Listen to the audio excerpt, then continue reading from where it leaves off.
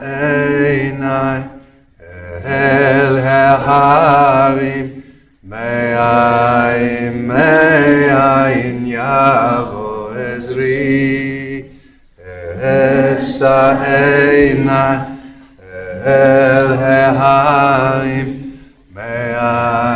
מאין יבוא עזרי. עזרי מעם אדוני עושה שמיים וארץ. עזרי מעם אדוני עושה שמיים וארץ. איי איי איי איי איי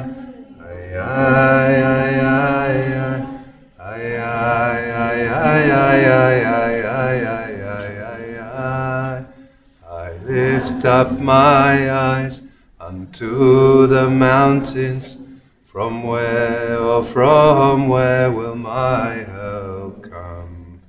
Yai dai dai dai dai, yai dai dai dai dai, yai dai dai dai dai, yai dai dai dai dai, yai dai dai dai dai, yai dai dai dai dai, yai dai dai dai dai, yai dai dai dai.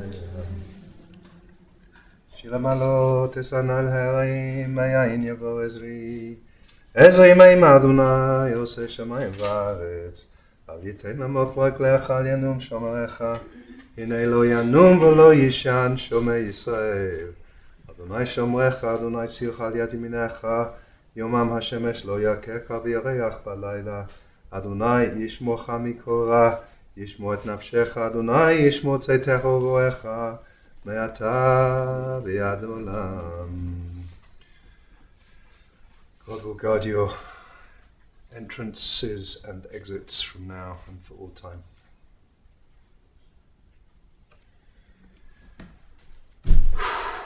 Wow, this is hard. I'm just looking around and seeing people who just loved Alan so much. There's a famous teaching, a rabbinic teaching in Pirkei Avot, where a rabbi called Ben Zoma asks 4 questions. Who is wise? Who is rich? Who is strong, mighty? And who is honored? Ezehu Ashir, Ezehu Gibor, Ezehu Ashir, Ezehu Mechubad. And he answers the question by saying, the wise one is the one who learns from everybody. And the rich one, the wealthy one, he says, is Hasameach Bechelko, the one who is happy with what they have, happy with their portion. And the honored one is the one who honors everybody else. And the mighty one is the one who has self-control over their emotions. All 4 of those qualities might apply to Alan Megibow, but I especially think the 2 that are about wealth and honor and respect, because Alan Megibow honored and respected every single person that he met, whoever they were, wherever they were, with that love and kindness that he had. And he was so rich, so wealthy, because he was deeply happy and joyful about the life that he lived. He touched so many people, and he was grateful for the gift of every single day right up to the end. Within an hour of him breathing his last breaths, Alan was saying to me and others who were there, I have had the most wonderful life. I have no regrets. I'm not afraid. I'm ready. It's time. In 20 years of being a rabbi, I've never seen such a conscious, loving, grateful death. Just that sense of being ready to leave, even though, of course, he didn't want to. But he was grateful. And he told everyone around him, including me, how much he loved us. I've certainly felt it. I felt that love, as we have all felt. Alan was just a loving, beautiful soul. Alan's father and brother both died so young. They died in their 40s.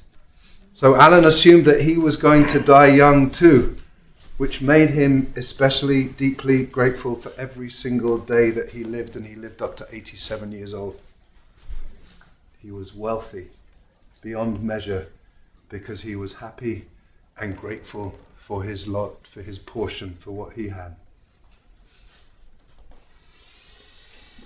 Alan was born in Hackensack, New Jersey on August the 20th, 1937, to Joseph and Estelle in a classic New York Jewish neighborhood with family members all over the block.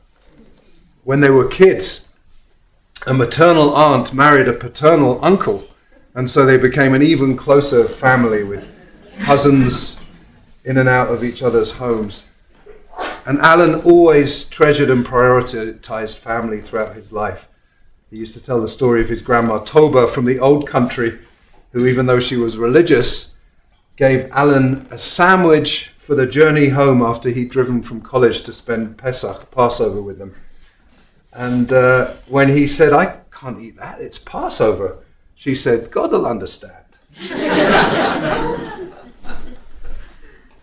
He always put family first, especially his own mother after his father died, and of course his wife Judy and his sons, who he adored, Joe and Mark, and their wives and all the grandchildren. Alan was so emotional that whenever he talked about his father or his mother or his brother or other family members, the tears would flow. And we saw it here at Bonnet Shalom many times when he had a yard site. And of course, when his tears flowed, all of our tears flowed, as they're going to flow today. Alan's father had a heart attack on the golf course the day before Alan's 16th birthday. And that, of course, had a huge impact on him and his brother Larry. Alan went to a Jewish summer camp every summer for the whole summer. And at the grand finale, he was always cast as a baby in a diaper to announce the new year, which he didn't love.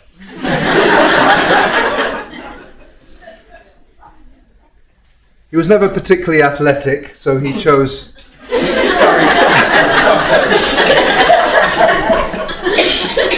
He chose other activities at camp. Sorry. And Joe got a kick of telling the story that Alan had a bunkmate in camp who was an heir and a member of the Manischewitz family. But Alan used to enjoy telling the story that they pronounced it Manischewitz. Manischewitz. So he knew the Manischewitz family. Estelle raised her boys as a single mum, although she dated a wealthy New York magnate after Joseph died, but never accepted his marriage proposals. Alan would tell stories about the mansion and the staff and the sports cars that he got to drive in those privileged days. He attended Union College in Schenectady, New York, where he was a male cheerleader, apparently. I didn't know that existed, but it does. And Alan was pretty involved in Jewish life at college. He'd actually wanted to be a rabbi, but his mother didn't exactly encourage it. I mean, what kind of job is that for a Jewish boy? Right? When he started talking about medical school, she was a little bit more enthusiastic, although not thrilled about psychiatry.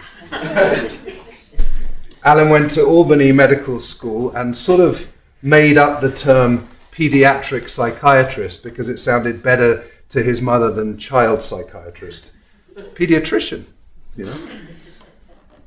Alan actually had a doctor uncle who had a medical practice that he'd wanted to bequeath to Alan, but Alan didn't know about it until he was well on his path for his long career in which he helped so many children and always focused on the long-term care. After an internship at Children's Hospital at Ohio State, where he was 36 hours on, 12 hours off for a year and paid practically nothing, he became a resident at the Menninger Foundation in Topeka, Kansas, one of the top psychiatric research centers.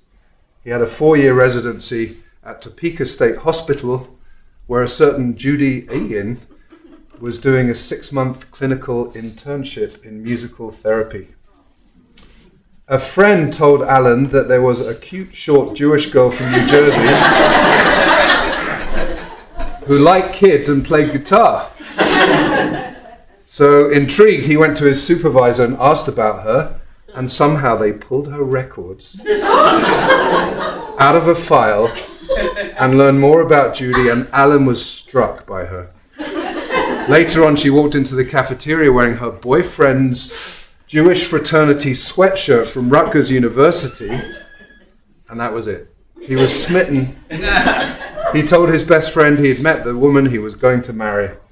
He started proposing weeks after they met, and they became known as Dr. and Mrs. Megibow well before they were actually married. Judy finally told him, "I love you and I do want to marry you," on April the 1st. So Alan wasn't actually sure if it was a joke or not. And Judy said at one point he was coming on so strong that she needed a bit of a break and flew home to New Jersey. And as the plane was taking off, she really felt unsure. But by the time the plane landed, she was absolutely sure that she wanted to spend the rest of her life with him. They were married 8 months after they met on June the 25th, 1967. A wonderful 57-year marriage with all kinds of adventures and a lot of love and support. Alan adored Judy and supported her always. I even remember seeing him as your roadie sometimes.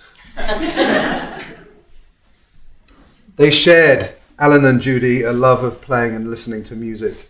Alan started with a baritone ukulele and graduated to a tenor guitar, which Mark says the family still have. And he has the most unbelievable collection of CDs, which I saw yesterday. Mark talked about the amazing music that Alan and Judy would play together around the campfire on family camping trips.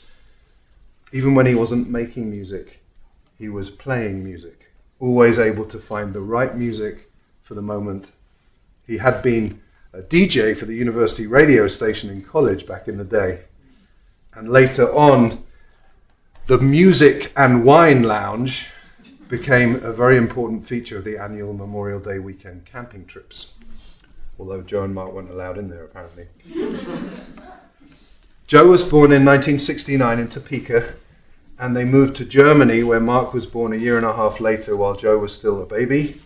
During the draft, the Air Force ran a program where you could enlist at the end of medical school. Alan signed up for 2 years, thinking that they would be posted somewhere in the US, but the head of psychiatry in Wiesbaden, Germany had retired, so he was offered that job and took it as an officer. It was either Wiesbaden or Waco, Texas. They ended up extending those 2 years for another 2 years before returning to Topeka in 1973, where Alan started a private practice along with other adjunct positions. Joe and Mark's childhood was primarily right there in Kansas, and many of Alan's patients were their school buddies, which they never knew until much later when they were told what a great doctor their father was. They had a boat in Kansas, which Alan drove while the rest of the family skied. Alan was so happy sitting in the boat, sipping beer or wine or both, while the family played. He was a showman, Joe said. The boat was called, ready? Megibow. And later on, that boat became a pontoon boat with a powerful engine, and the showman, Alan, would play calliope music like they have on the carousels as they slowly came in and out of marinas, drawing maximum attention. Life is good, Alan would say to his sons, to his wife, to everybody. And he kept saying that his whole life. Life is good. That was before life is good was a thing. He was sameach b'chalko. He was happy with his lot, happy with his portion. From 1990 to 2006, they moved to Knoxville, Tennessee, where he was offered a job at a psychiatric hospital running the children's division for a short while. But he didn't like the way that place was run, and he pieced together various jobs as doctor, consultant, mostly in clinics. And Joe said there were times where his professional life didn't go as well, which was stressful, but he somehow always found a way to do what was needed to be done. He didn't manage money that well because he didn't plan, which Joe and Mark think was because he always thought he was going to die young, so he didn't think long term. He used to say to Joe, "You'll do fine in life if you don't spend more than twice what you make."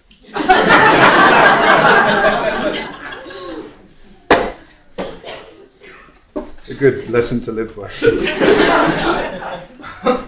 A lot of Alan's work was in prisons, where he used to say he was the most popular guy there because he was the only one who was legally able to give drugs. Because of his expertise in youth psychiatry, Alan discovered that many people in the prison system were developmentally adolescent, and it made him really good with these patients. Judy said that he would often say, "I'm just a simple country child psychiatrist." That's how he saw himself. He was so wonderful at what he did, and yet he was humble and unpretentious. Alan's identity was as an advocate and a lover of children, seeing them for who they were and always helping them. Earlier today, there was a group of kids from the forest school who came outside, and in the office were like, "Oh, should we tell them there's a funeral today?" I was like, it's perfect. A bunch of children playing outside the day that we're honoring Alan's memory. He loved children. Some of you will remember he always wore a pin saying "children first." It's in the picture up there. Yeah. He was a mensch in his professional and in his personal life, and everyone fell in love with him, including the nurses who took care of him in his last days, who I witnessed were so emotional to say goodbye. As a doctor, he always had great respect and affection for the nurses, which wasn't always the case with doctors of his generation. Everything that Alan got to do that his father never got to see brought him so much joy in a kind of magical way, especially seeing his grandchildren grow up. He beamed with pride and joy for his sons, for his grandchildren, honoring them for who they were. In 2006, Alan and Judy moved to Boulder, lucky us, shortly after Kira was born, and they quickly found their beautiful home and became a huge part of the community. Alan worked at Arapahoe Douglas in Denver, a job he left when they made him sit behind a desk. And then he worked at Centennial Peaks until he retired. They moved here to be closer to their grandchildren, both here and in California. As a grandfather, Kira said he never told the same story twice. There were always new stories to be heard. He was patient and kind, always happy to be with family, and eager to teach about the things he liked, like wine and old movies. Alan was a lifelong collector. He collected music and stamps and painted bosom heads, having one of the largest collections of said heads in the world, and I saw them yesterday. And of course, Smurfs. Alan, as some of you know, was known by many as Dr. Papa Smurf. And we can see why.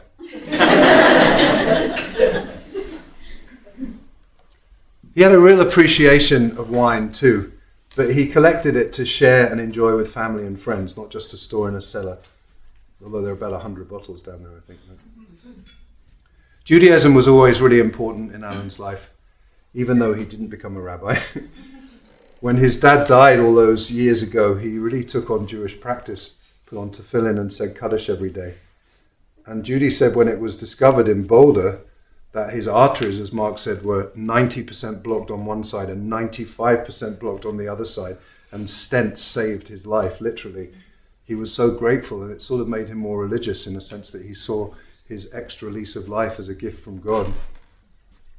In Kansas, where he said, I'm not going to say that. In Kansas, the biggest fundraiser for the shul was called the Blintz Brunch. And Alan was always the MC of the Blintz Brunch, proud of his Jewish identity and playing that role. But he soon started objecting to the fact that it was the women who were doing all of the cooking. He didn't think it was fair, and so he became the head Blint chef, enlisting the family in endless crepe making. Alan and Judy quickly became very active, engaged, and beloved members of this congregation of B'nai Shalom. Judy plays in our B'nai band, and she heads our inclusion committee. It's actually Inclusion Month this month, so if you want to honour Judy, you can show up for our inclusion events that are happening. And Alan, I will always picture Alan right at that door as our shamus.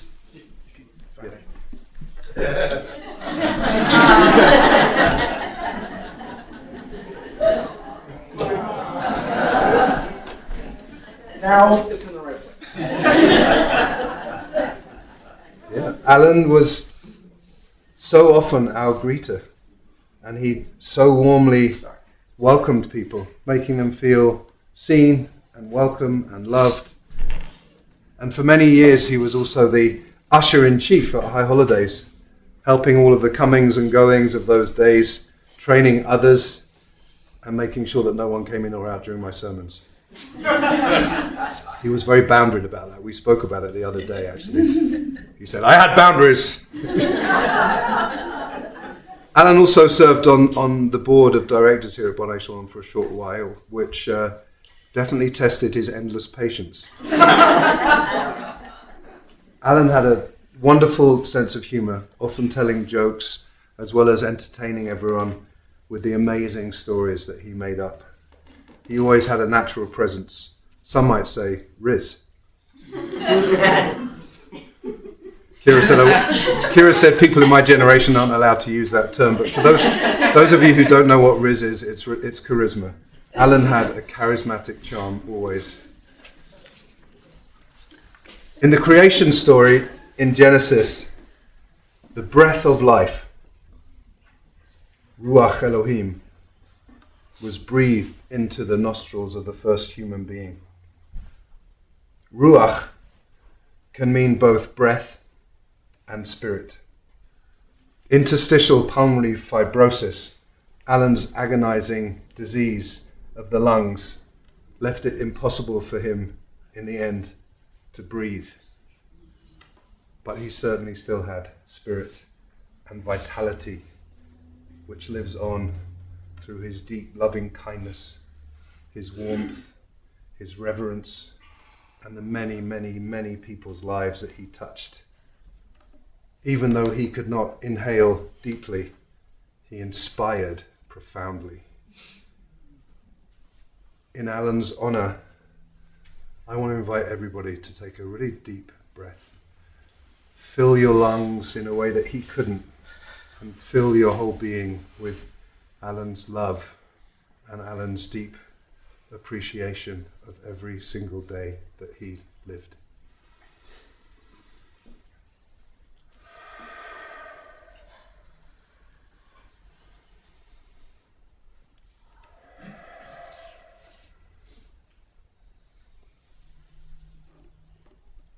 Zichrono Livracha. May his memory of that sweet, beautiful, kind man always be a blessing. And may we continue to breathe and to be inspired. And Judy and Joe and Mark and Karen and Sarah and Alex and Jake and Drew and Kira, you were and are Alan's world, and he adored you. May you be comforted and supported and held in this loss.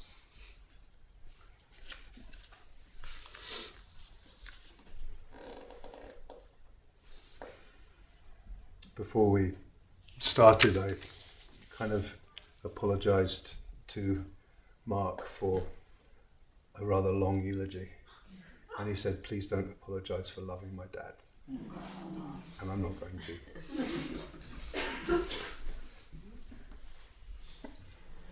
So we're going to hear now from members of the family, and then we'll open up the space a little bit for some short reflections that people might have. A lot of people here knew Alan. So I think we'll start with his oldest son, Joe. Do you want to come up together? I wanted to. It was cute, but I wanted to.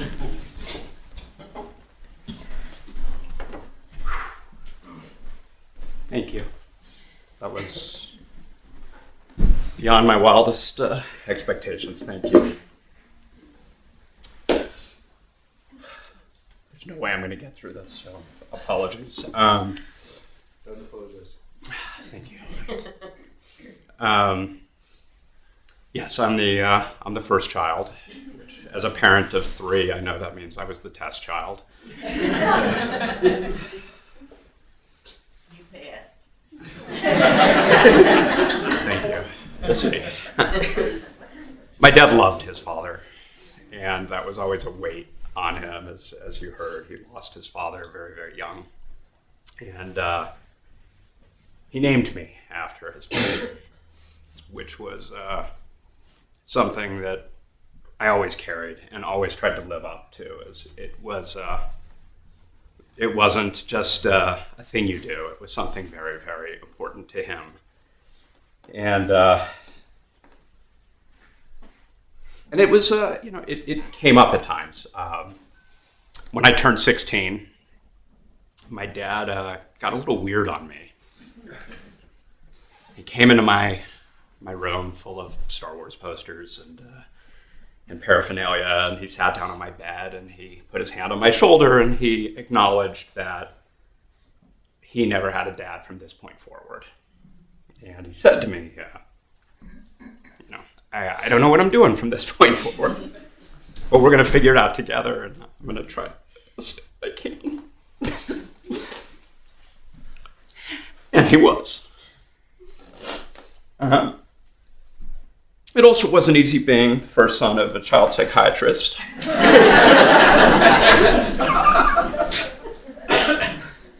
My mom I could make mad. My dad, never. He was always 3 steps ahead of me. I recall a story when I was 13, maybe, where I may have been in possession of fireworks that I wasn't supposed to have, and my loving brother may have tipped off my dad to such fact, and the facts still remain unclear.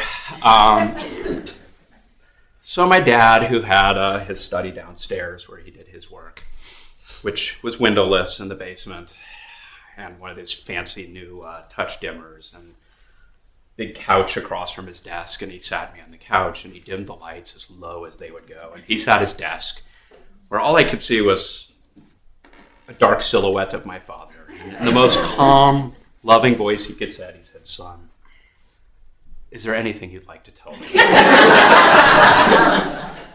I don't remember what came out next, but everything I'd ever done wrong for my entire childhood up to that point certainly came out in that room at that time.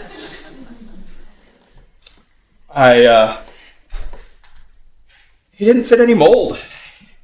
He was very aware of who he was, and he never tried to be anyone else. And there were odd paradoxes with that. You heard how he was never a particularly athletic person. Mark appropriately scoffed. Wasn't great at sports as a young child. And sports was not part of our household growing up at all. At all. Yet his favorite movie, a baseball movie, Field of Dreams. He could not have gotten out of the Air Force fast enough and wanted nothing to do with the military from that point forward. His favorite TV show? God, he loved this show. MASH. But it all worked for him. So as I think of my dad to me, this all happened fairly quickly, and I got up early and just started writing, and 4 themes emerged for me. And they were my dad's love of dining and experiences, my dad's love of music, my dad's love of toys, and his just incredible wit and heart of gold. And I'm just going to say a few things about each. I'm also going to apologize to Mark, because we're probably going to have some of the same stories, and the other joy of being born first is I get to go first. God, it was always about the food. We traveled a lot. It was important growing up in Topeka, Kansas, that we saw that there was a world beyond Topeka. And He used to joke with us that the average non-Jew in New York was far more Jewish than the average Jew at the community in Topeka. Probably true. So we got out a lot. But travel was always about the food. That's how we anchored all of our vacations, was the restaurants we went to and the experiences around them. With all our travel, he never picked up any languages. My mother collects languages. He never did. But he loved to say that he spoke menu in a dozen languages. And you would not know in a French restaurant that he didn't speak French. It was quite impressive. And it extended to our dinner table. Our family revolved around the dinner table. That was our time. That was our time together. And it wasn't even just about the food. Food was about the experience of family coming together and breaking bread together and enjoying time together and having these shared experiences. He loved wine. I went to Cornell, which has a famed wine class, and he made it clear to me in no uncertain terms that if I did not take the wine class, he was pulling my tuition. How many dads say that? And as you heard, the wine was never about collection. He was a collector, but the wine was not about collection. Wine to him was part of the joy of family and food and experience, and it was to be drunk. He loved music. There was always music in our household. There was no quiet. Music was always playing. And my whole childhood, streaming came along and it meant nothing to me because every album that ever existed was in his study. I was like, doesn't everyone have this? And it was eclectic. I learned so much. I mean, from Peter, Paul, and Mary to Mannheim Steamroller to chamber music to Spyro Gyra, to the Eagles, to Queen. It was all over the place, and he loved it all. He loved all music, and it was... I wasn't sure when I went off to college what my tastes were. In fact, my dad made me a couple of mixtapes before I went off to college because I wasn't sure what to bring, and a collection of albums he put on tape for me, and to this day, that's the core of some of my love of music. And as you heard, he made music too. My fondest memories were sitting around the campfire with my dad strumming away on his guitar, my mom doing her best to keep up, singing together as we all sung our hearts out. A friend of mine once called us the Megibows von Trapp. His toys, he loved his toys. His hi-fi and gadgets and gizmos galore. And I took that from him, I shared, and that was a thing we had. And while he wasn't an engineer, which I ultimately became, and he didn't need to know how things worked. He did like building things, and we built a lot of things together. He as a kid loved model making. If you remember the old plastic models that you did the little glue cement and paint them. And he started me on that, and we built a lot of models together. And even as things got more complex, there used to be this company called Heathkit that made these, you could make TVs and appliances, and they would send you, it's a brilliant business model, we'll just send you all the parts and you can put it together. And we built a pinball machine together, a Bally full-size pinball machine together. And we spent, 6 months putting that thing together, and he loved playing it. It was his toys. And his boat, his big toy, he loved that boat. And it was a place for family. You heard what it was named. But it was a place to bring family and his silly playfulness. Lake Perry, you don't think of Kansas as a place for boating. And the lakes were brown and muddy, and we would go off to shore and mud bathe, I suppose, and we'd swim back in all our naked wondrous, and he'd stand at the top ready for us to come up, and some modesty, and would always whip the towel away, and we'd giggle and jump back in the water, and it was just part of his playfulness around, and I think it's what a lot of the toys were for, was just family and playing. He celebrated a shirt, which is very symptomatic of the 80s, but he who dies with the most toys wins, and it was one of his most favorite shirts for most of my childhood. And finally, he had this incredible heart of gold. An incredible wit that went along with that. At the dinner table, it was all about competitive wordplay. Things would come out, and we'd all try to up each other, and my brother and I would hang on for dear life to try to keep up with his wit. It was competitive and fun and joyous, and the storytelling.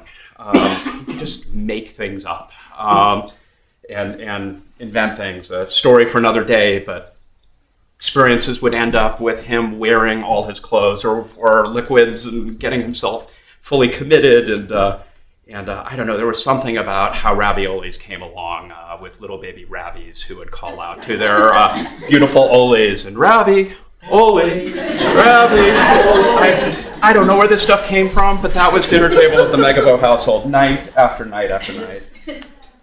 And he would support Mark and me in anything we wanted to do. Anything. It didn't matter. In Kansas, you got a driving permit at 14, the age of my youngest here. You could drive. Take a look at my son at some point and have the horror of thinking about how things used to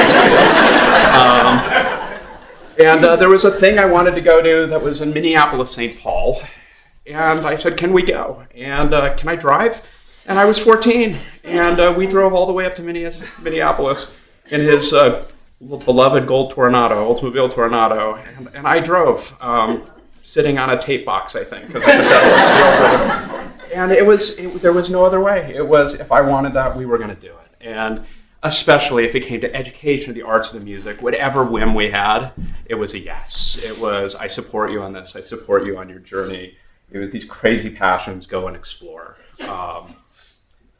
Finally, he was never afraid to say he loved me, which I don't think is true of all fathers. And he said it all the time. And he was never afraid to say how proud he was of me. And he said it all the time. And to kiss and to hug me. He cried at my bar mitzvah. He cried at my graduation. He cried at my wedding. He cried a lot. And he clearly gave that to me too. I love you, Dad. Thank you. I think Mark's up.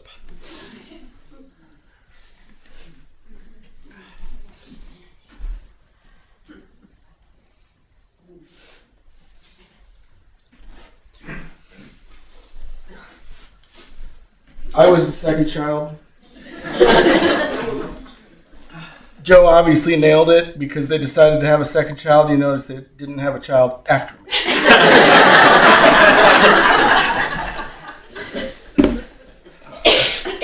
I've actually been dreading looking up and seeing all of you here because thank you for being here. He loved it here. He loved all of you. And I think the most beautiful thing about that is how much you all know that and how much you all feel that. And I'm just as sad for you as I am for us. My dad taught me a lot by his example.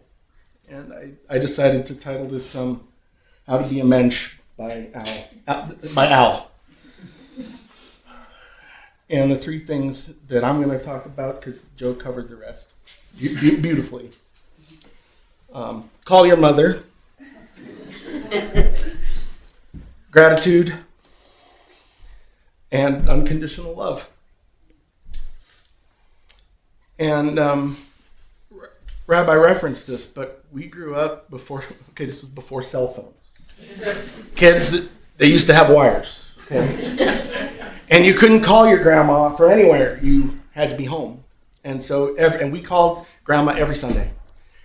And not just we called grandma every Sunday, we had to call grandma every Sunday. And if we were out and about or coming back from a camping trip, we had to get home because we had to call grandma. And she was in New York or whatever. She was out east, so it was 2 hours difference from Kansas. It was getting too late. We had to call grandma. And it was a thing. Like, we had to get home, so we called his mother every single week on Sunday. And that continued as she aged, how he doted on her. I remember, have to call your mother. And I remember at the time, I was being a kid, and I look at my mom, and she was right there. So like maybe someday, I don't know. But grandma was flying into town, and we were having a hard time figuring out who was going to pick her up at the airport. And I was the dumb one. I said, "Can't you just take a cab?"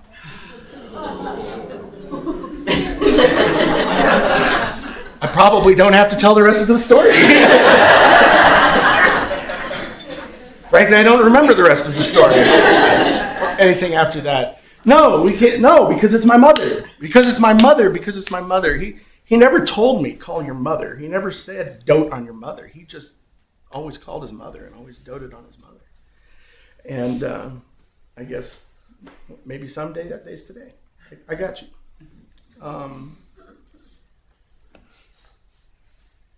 The gratitude you've already heard us reference this. I've never known anybody from every day was a gift. He said it for 40 years.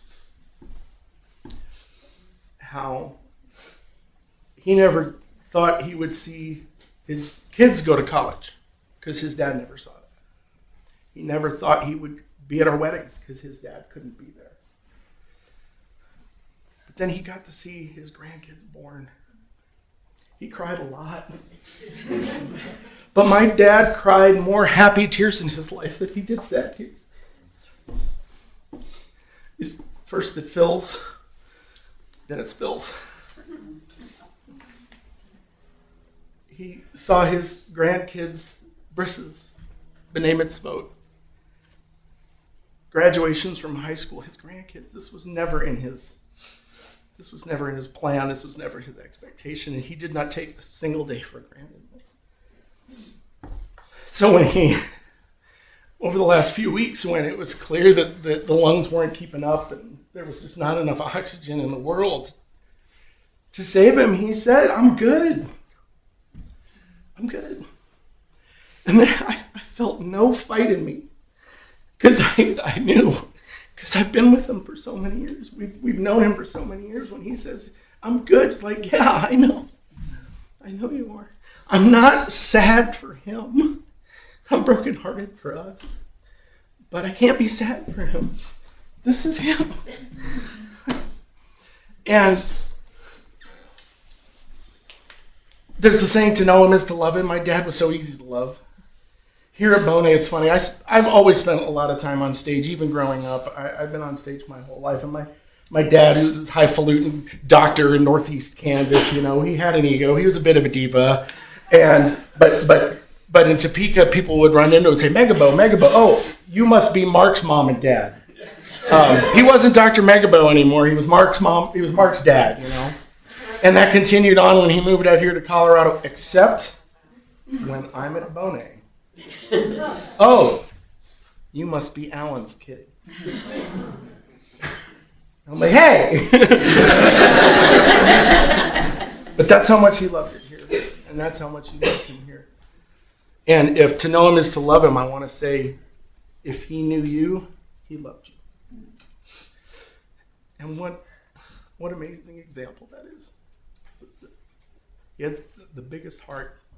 And everyone who came to visit him in the hospital, as they left, last thing he said to rabbis who walked out, I love you.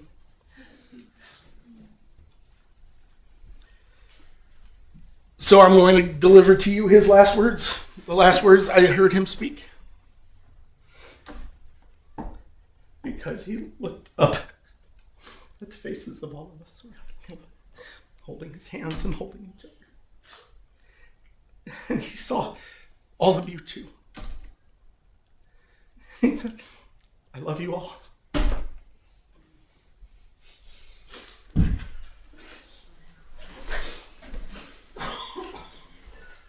Why did you follow that up?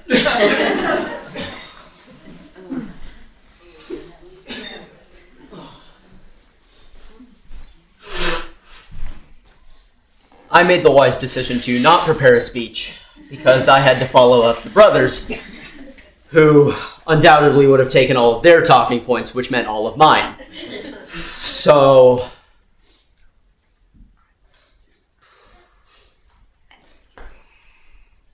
there has not been a single Megibow male who has lived past the age of 50. His brothers, all of his uncles, his father. I'm 19 years old. When I was born, he was 68. Already a whole lifetime ahead. Whole generation.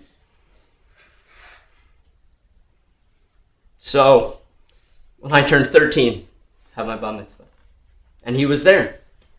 One of the talking points I had was specifically quoting the floodgates opening, because that was him crying. When I graduated, exact same thing. I think the biggest thing to him was family. And you've heard that so many times already, but specifically what I mean is family wasn't just these people in front. It was anyone who met him was part of his family.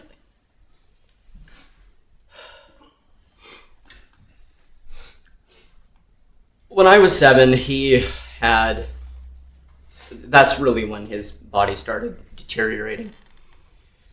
I think at the end he had pacemaker, stents in his heart, 2 replaced shoulders, a replaced knee, metal plate in his thigh, and metal spikes in his neck. You forgot a new aortic valve. You're right, and a new aortic valve. He had a brand new heart, mint condition. Oh my.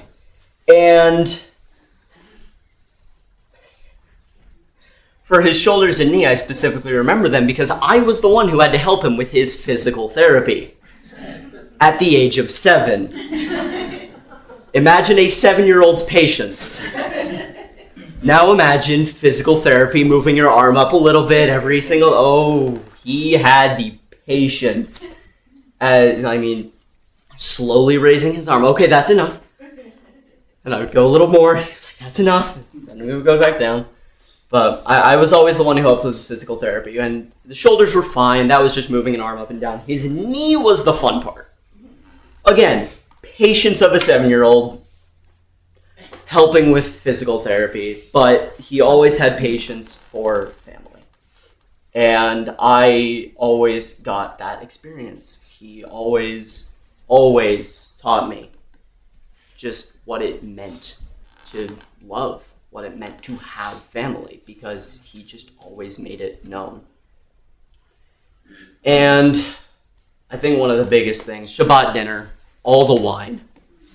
And every single Shabbat dinner, we would have a different bottle of his wine. And yesterday, while we were at the house, I made it my mission to go downstairs and catalog what wines he had left. About 100 bottles still, but he still had all the tags of all the ones that he had drank because he was so organized with his wine. These are the Rieslings from the Mosel region of Germany under the Cabinet tier, all the way down. Every single one, pages upon pages, binders of how to identify all the wines he had. And all the wine tags that he had were labeled from number 1 to roughly 980.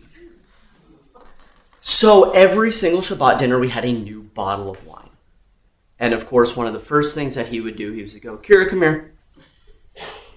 Swirl the wine, taste the wine, and tell me exactly what you taste.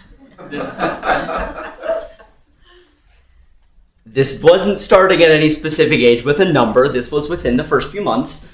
Always a sip, but I learned very, very quickly that wine was not something to mess around with when it came to him. And every single time we had wine, he would always bring out the paper.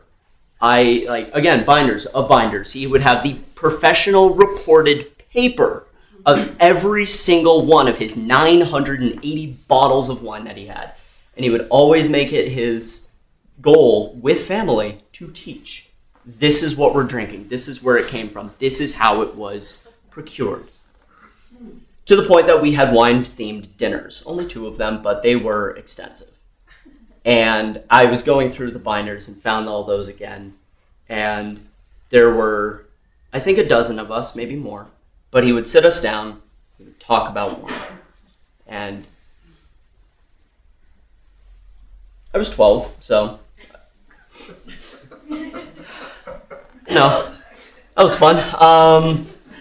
Only sips still, of course, but it was during those times where I really saw him smile so much because everyone was learning and everyone was appreciating what he bought to appreciate with family. It wasn't just us. Dad, me, Bubby, sometimes cousins, but that didn't matter.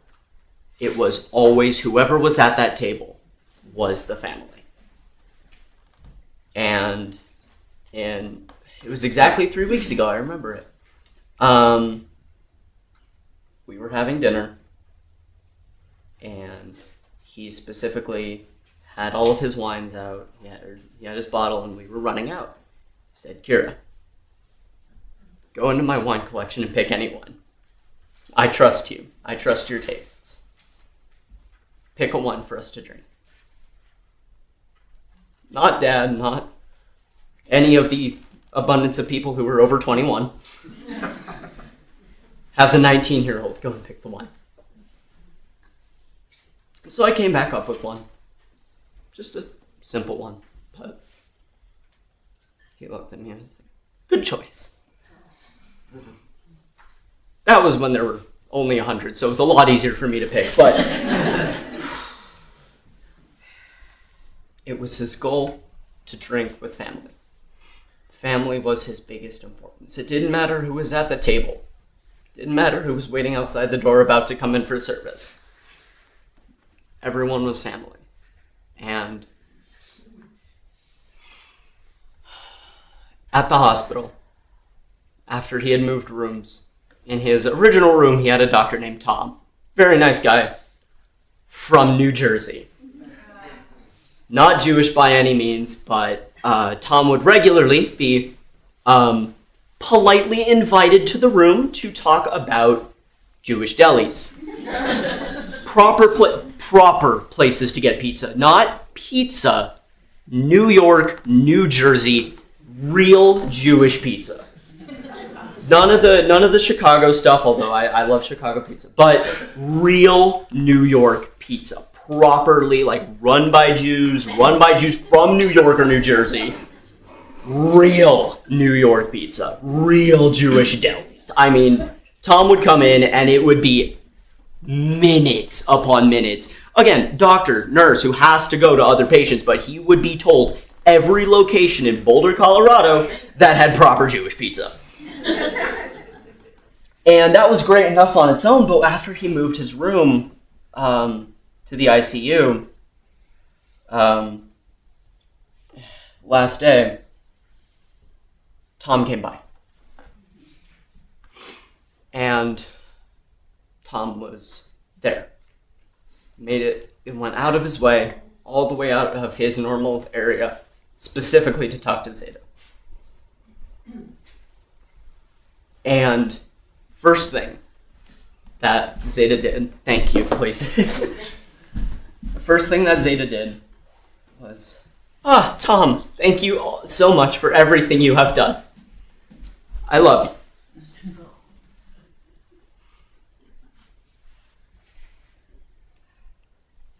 Family isn't just blood. For him especially, family was... It wasn't even who he chose. It was whoever he saw was now part of his family. If he saw you once, you were part of his family, and the next time he saw you, he would remember your name. One of the biggest things that helped me with this was when I came out as trans, came out with my new name of Kira. One of the biggest fears I thought is, how difficult is this going to be for him? I underestimated him. I mean, got it right away. No issues, nothing, which surprised me. But one of the first times that he was helping me with this, he was like, well, I can't call you my grandson anymore. You're my grand spawn.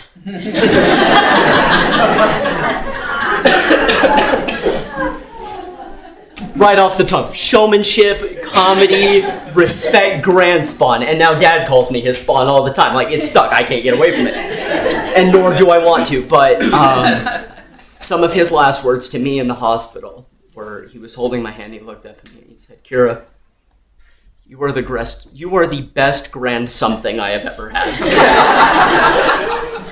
And so I responded, and you are the best grand whatnot I have ever had.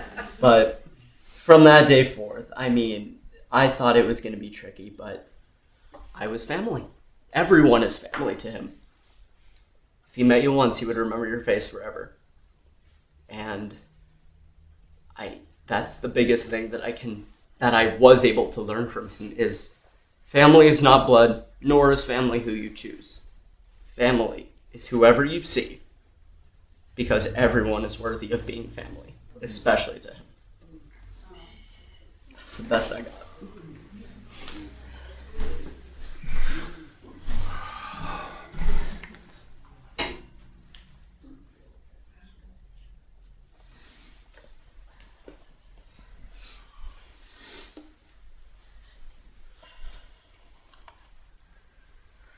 Wow. Thank you, Joe, Mark, and Kira for sharing in such a beautiful way. Yeah, the whole family. Before we open it up a little bit, let's just sing together Psalm 23, which you can find on page 2 if you have one of these books.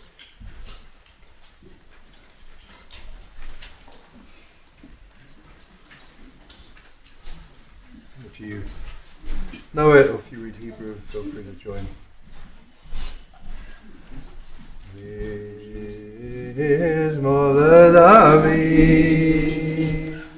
Adonai roi lo echsa v'hinot asher yavitzeni al mei menuchot yenachaleini nafshi yeshoven nafshi yeshoven yahancheni b'magle tzedek leman shemo gam ki elech b'geit samavet lo irara ki ata imadi shevtecha umeshantecha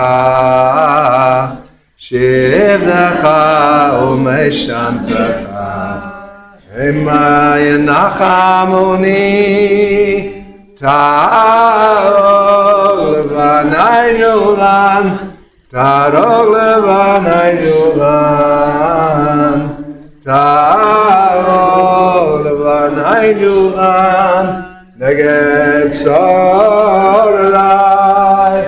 dishanda Hashem Roshi dishanda Hashem Roshi dishanda Hashem Roshi kosi levaya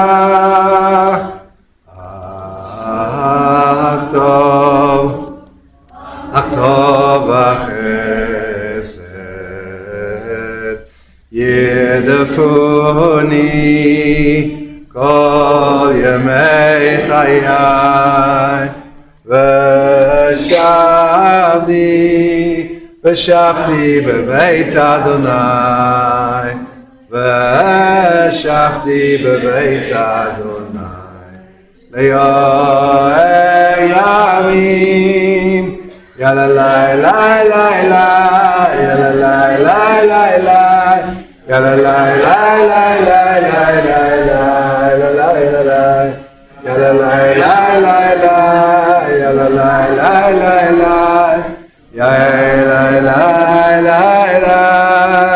yalla la la la, yalla la la la la, yalla la la la la, yalla la la la la la la. Ya la la la la la, ya la la la la la, ya la la la la. If you'd like to, please join me in reading this psalm in English. We'll read the one at the bottom of the page. God is my shepherd, I shall not want. God makes me lie down in green pastures, leads me beside still waters, and restores my soul. You lead me in right paths for the sake of your name. Even when I walk in the valley of the shadow of death, I shall fear no evil, for you are with me. Your rod and your staff, they comfort me.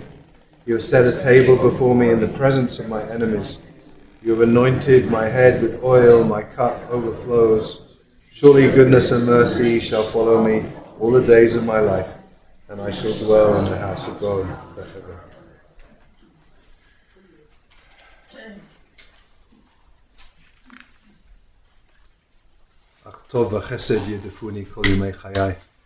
Surely loving kindness and goodness will follow me all the days of my life, and they certainly followed Alan all the days of his life. Just for a few minutes, because we do have to get out of here and get down to the cemetery. But just if a few people have something that they want to share, do you have some of the other grandchildren first? Yeah, go ahead.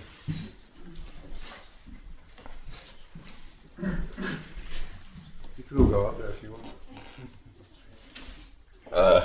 I'm not as good a public speaker as the rest of my family, so I'll keep it brief. But, we didn't really, Alex and Drew and I, we didn't really get to see Nana and Papa super often. But when we did, I'm really kind of just realizing it now, hearing Mark and Dad talk about all the values that he had, the humor and the wit, and especially, like the outwardly lovingness. Just hearing them talk about it, I kind of just realized, like, throughout my life, he had never, ever been, shy to let us know how much he loved us and how proud of us he was.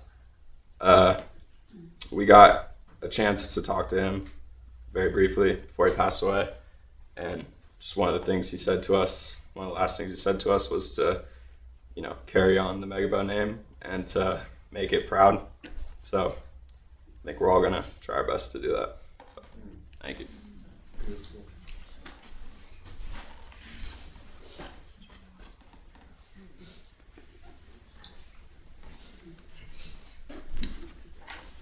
There's one or two people who just feel they want to share a short memory or story. Do you want to come up here though? Because there's people on live stream, so we do. Hi, Judy, Mark, Joe. I'm just a friend, Nikki, but a year or two ago I asked him to donate some wine.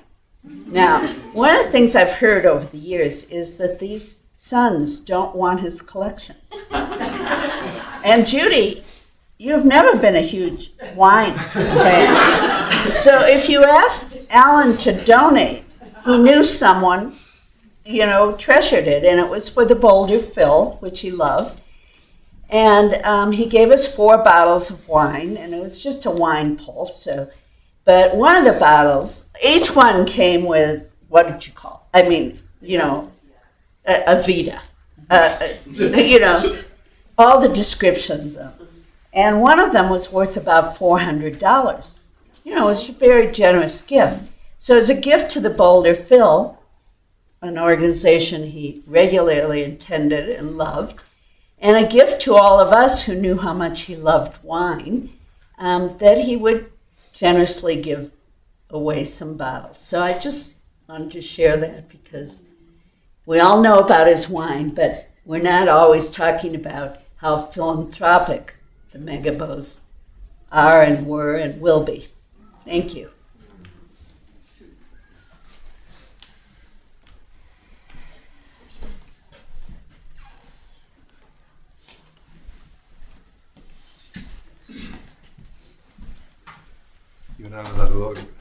I could say a lot about Alan. A lot of it's been said. I remember the dissertation I got on Hungarian wine in Budapest. And if you haven't seen his CD room, you really missed something. But I can't elaborate on one thing, Alan's love of people. Everybody in Boulder hugs everybody. It just goes without saying. But very often, when Alan hugged me, he would put his hand to my face. I think just physically representing that love. And whenever I'm in Mackey, and I look to my left, in the 5th row, in the middle, I'll think of Alan.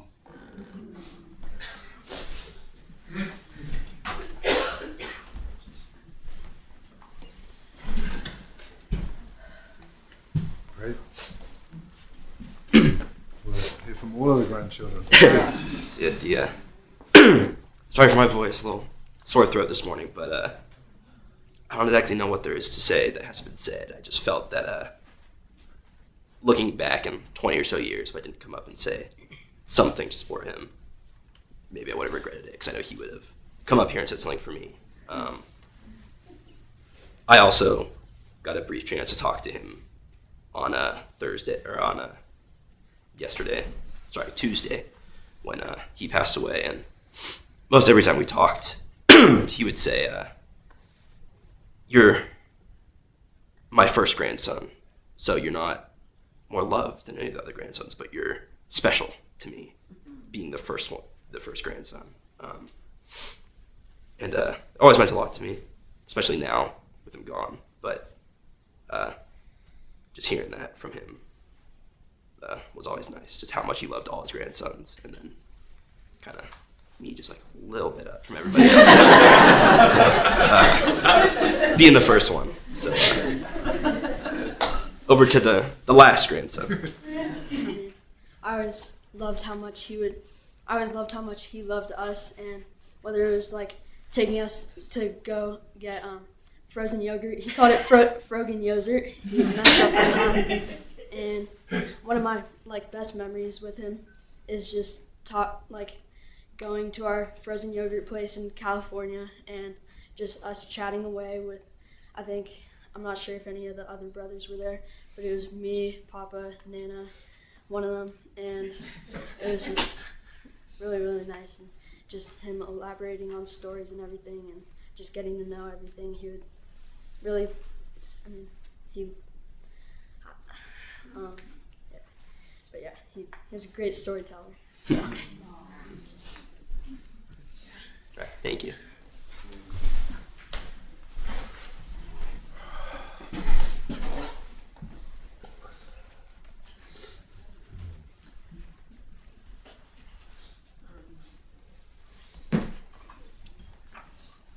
There's a few more pieces before we finish our service here, and I just want to say what's going to happen after we're finished here, which is if everyone can remain seated and just let the immediate family just leave through this door. And then there's no formal procession, but everybody, of course, is invited to participate in the burial, which will happen at Mountain View Cemetery on Carmia. We're supposed to be there before noon. And then after that, people are invited back to the Megibow home, which is 8324 Larkspur Road. And then Super Bowl Sunday is also going to be Megibow Sunday. Earlier. on Sunday from noon at the house, and we'll have a short service at 2:30, giving people time to get home who need to. And then on Monday there's going to be a visitation from 4 and a minyan at 6:30. So that's all happening. If people feel moved to give tzedakah, to give a donation in Alan's memory, the family have said you can send it here to Bonai Shalom or to the American Academy of Child and Adolescent Psychiatry, or frankly I think any organisation that you really cared about, perhaps especially if it had something to do with the welfare of children, which was Alan's passion. We're not going to restrict it to those two organisations.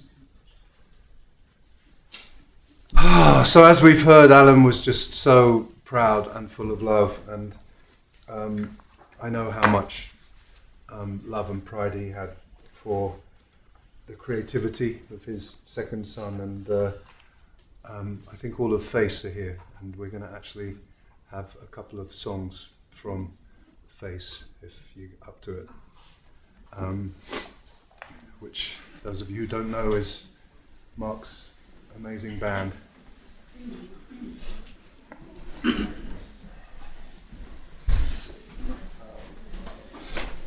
My dad had a lot of favorite songs that we did. We're going to do one by a lesser quoted rabbi of old, Rabbi Leonard Cohen. He's quoted all the time. He's a quote.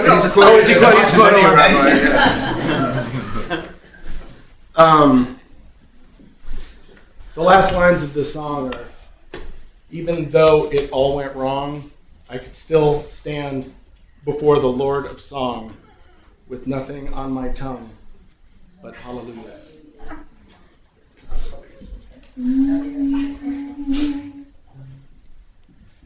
I heard there was a secret chord that David played and it pleased the Lord.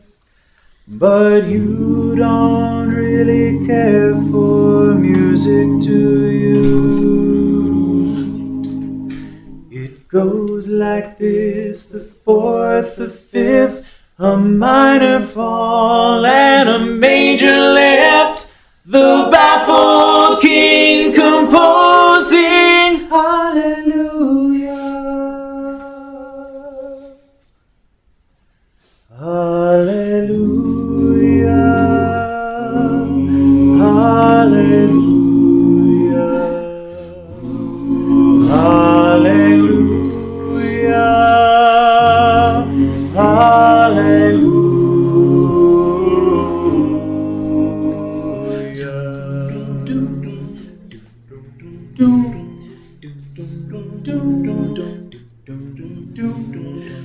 Strong, but you needed proof. Saw her bathing on the roof. Her beauty and the moonlight. Hallelujah. She tied you to her kitchen chair. She broke your throat and she cut your hair. From your lips she drew the hallelujah. Hallelujah.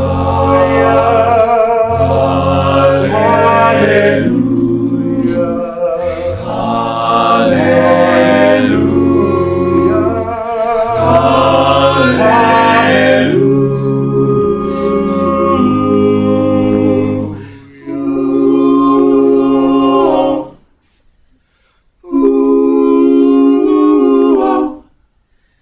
But baby, I've been here before. I've seen this room and I've walked this floor. I used to live alone before I knew you. And I've seen your flag on the marble arch. And love is not a victory march. It's a cold and it's a broken hallelujah.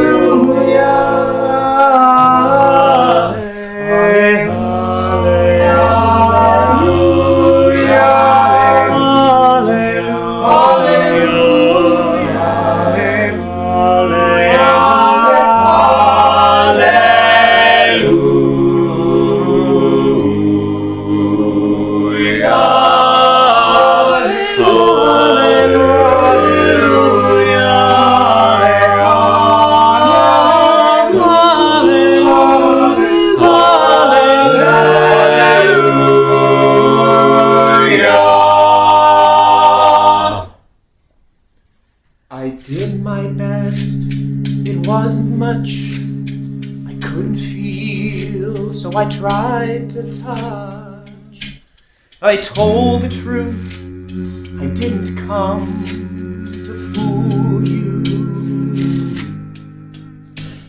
And even though it all went wrong, I'll stand before the Lord of Song with nothing on my tongue but hallelujah.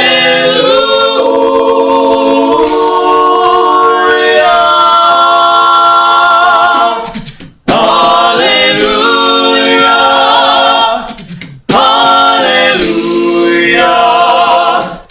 Hallelujah.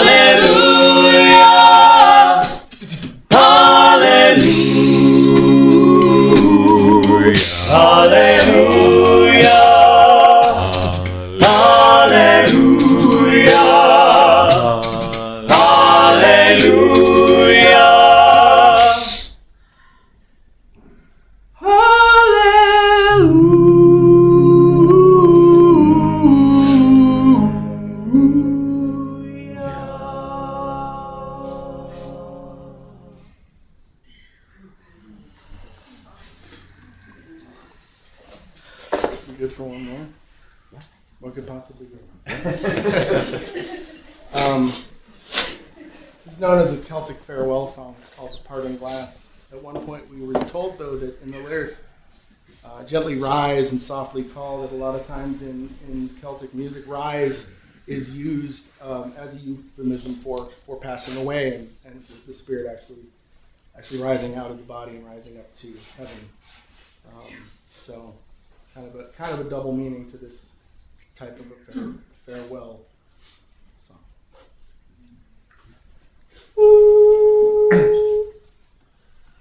Of all the money that I had, I spent it in good company, and all the harm I've ever done, alas, it was to none but me. And all I've done for want of wit to memory now I can't recall.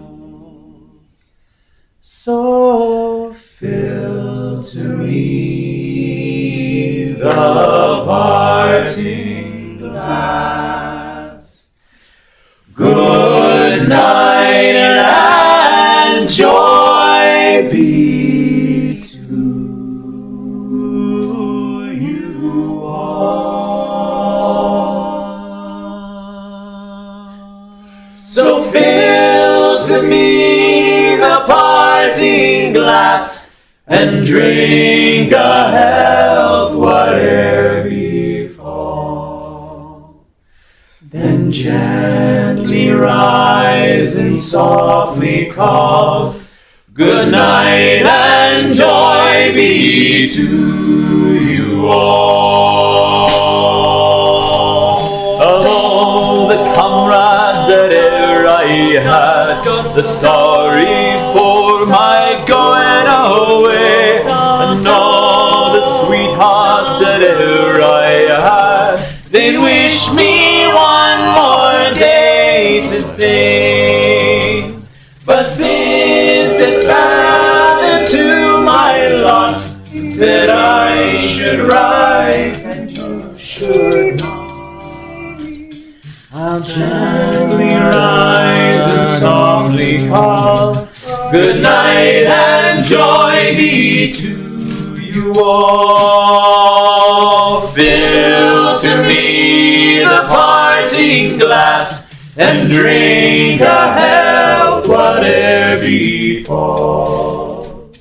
Then gently rise and softly call, good night and joy be to you all. Good night and joy be to you all.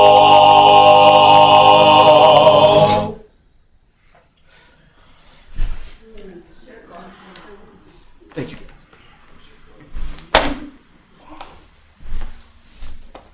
Good job. Thank you.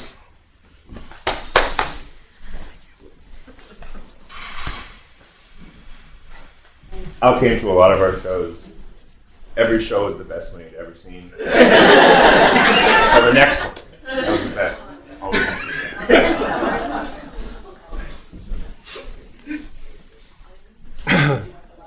Not surprising.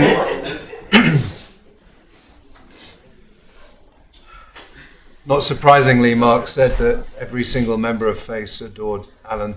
Surprise, surprise. And so I think it's just such a beautiful and fitting tribute that you guys were able to share that. Really, he would have loved it, right, Judy? He would have loved that. We're going to conclude our service here with a traditional memorial prayer for Alan, and I invite you, as you're able to rise.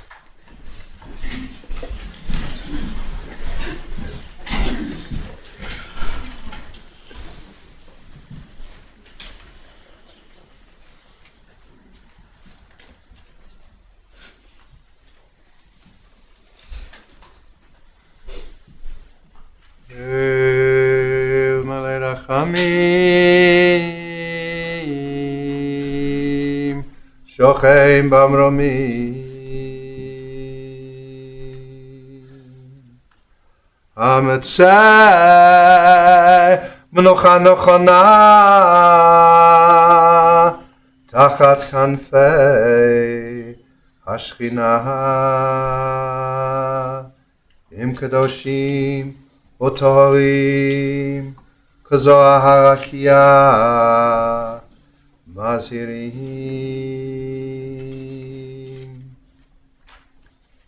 את נשמת אליהו בן יוסף הלוי ומרים שהלך לעולמו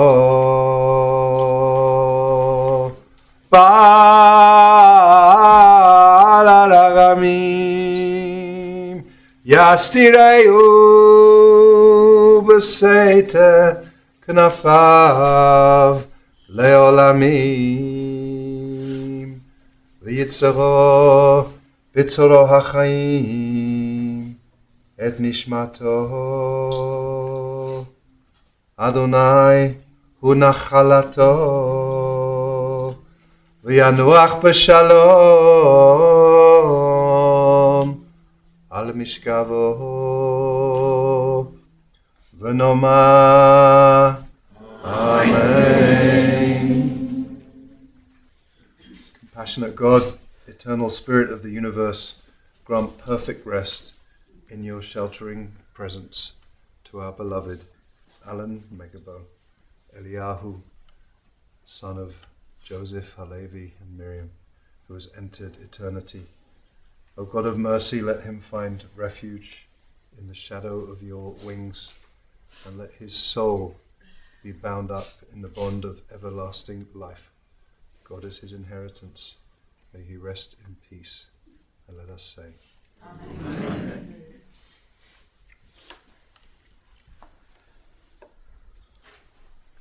So I'd like to invite everybody just to take a seat for a moment as we let the family leave and make our way down to Mountain View Cemetery.